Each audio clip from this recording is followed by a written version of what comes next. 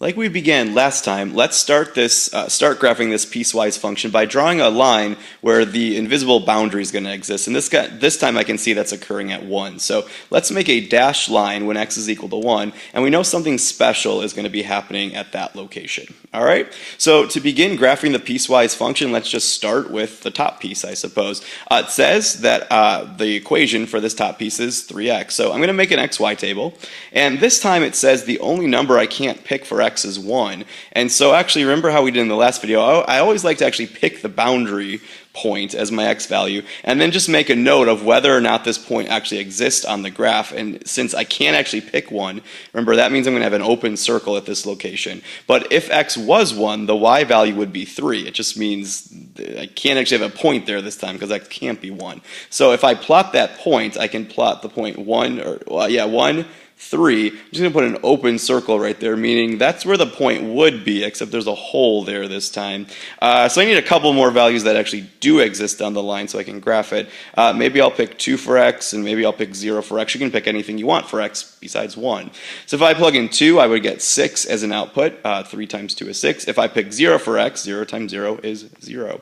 So if I plot those 2 points, 0, 0 is a point.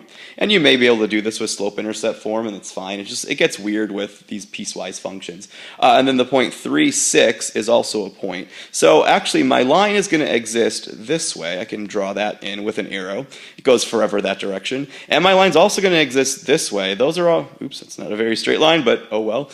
There's all the places where x is not 1, and so that's what my line is going to look like, just with a hole in it. But there's one more piece to this, and this time it says the second piece, well, it only gives me one value I'm allowed to pick for x. So in my xy table, I can only pick 1. It's the only option they give me. And really, I don't have any options for an output either. It's a constant this time. It says no matter what you pick for x, the output's always going to be y. So really, this second piece is just a point. It's the point 1 and then 4. Notice, if you watched the last video, you saw that hole got filled in with a point. This time it doesn't. The point exists above the line, and so my piecewise function is this line with a hole in it, and then a point up above it. These start to look really weird sometimes, but that is what my graph would look like. To answer these questions, at the bottom then, is the domain all reals? If you watched the last video, we said that means can you go anywhere on the x-axis, left or right, and will you always be able to find the graph above or below you? Do you have an output?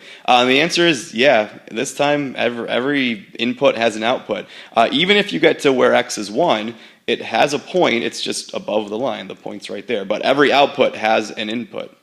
Or vice versa. Every input has an output. The next question, is it continuous? Means could you draw this graph without picking your pencil up off the paper? This time, no, you couldn't. There was that hole where the graph kind of jumps and then there's a point above it. So you'd have to pick up your pencil, meaning this graph is not continuous.